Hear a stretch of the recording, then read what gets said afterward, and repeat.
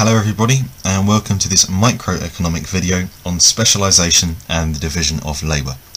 Specialisation and the division of labour is a topic some people don't get sometimes, so hopefully it will have clicked by the end of this video.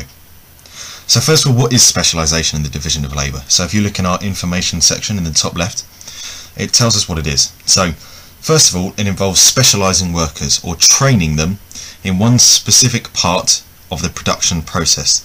So for example, if I have my factory and I'm manufacturing cars, for example, I will train one worker or a small group of workers in putting the windshield into the frame of the car. I will train some other workers in putting the wheels on the car. I will train some other workers in fitting the engine into the car. So I'm specialising my workers. I'm training them in one specific part of the whole production process. So by doing that, I'm splitting up the stages of production. I'm dividing up the different parts. I'm dividing up putting the windscreen in, I'm dividing up putting the engine in, I'm dividing up putting the wheels on. And in doing so, I'm dividing up the labour between those stages of production. So let's say I had 10 workers at the beginning. I have split them up so that I now have 2 people working on the windscreen. I have 4 people working on the engine and 4 people working on putting the wheels on. So I have specialised and trained my workers, and in doing so I've split up the stages of production and divided up the labour, divided up the amount of workers I have between all those stages of production. And in doing so I create a production line, so one big conveyor belt with all my different stages at different points, with the one item that I'm producing, in this case a car, moving down the centre. Now, there are some advantages and disadvantages of specialisation and the division of labour. So firstly, advantages. Specialisation and the division of labour increases our productivity and makes us more efficient. So if I have one worker trained specifically in fitting the windscreen on, 4 workers trained specifically in putting the wheels on, 4 workers trained specifically in putting the engine in, then because they're trained in their specific area, they're going to be better at doing that particular job. So that means they'll be able to do it a lot quicker. So that means I will get more cars being produced along my conveyor belt, along my production line every hour. I'm going to have more cars being produced every hour. Therefore my productivity, the amount I'm producing, my output, is increasing. So thus I've increased my productivity. And I've also become more efficient by increasing my productivity.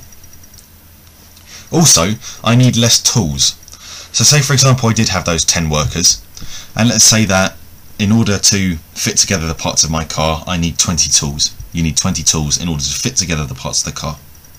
So if I said to those 10 workers individually, go off and fit all these parts of the car together, so I want a finished car at the end, I'd have to each give them 20 tools. But with specialisation and the division of labour, because I've divided up all my workers in different stages of production, the 2 people fitting the windscreen on might only need 1 tool each, so that's only 2 tools. The people putting the wheels on, they might need 8 tools between them, so 2 tools each.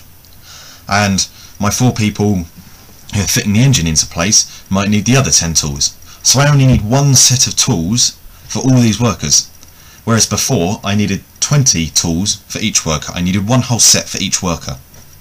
So with specialisation and division of labour, I need less tools, or less fixed or physical capital.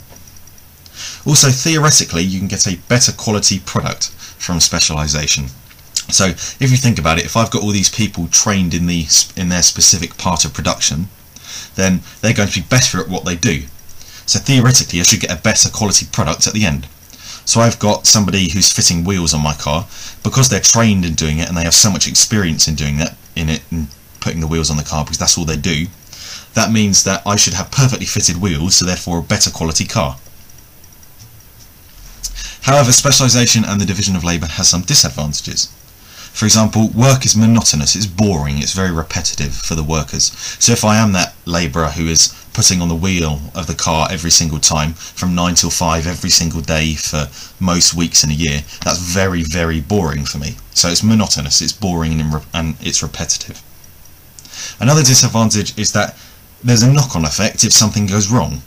So for example, if I have my 4 workers who put the wheels on the car, and let's say there's a virus going around, there's a bug going around, so people are getting ill, and let's say all those 4 people are off ill, they can't work, all on the same day. That means for that whole day I cannot produce any cars because I've got nobody else trained in putting the wheels on the car. And our final disadvantage is that there is the original cost of training. Obviously, if I'm going to train those 4 workers in putting the wheels on, the other 4 workers in putting the engine in, the other 2 in putting the windscreen on, that's going to cost me to train them in the first place.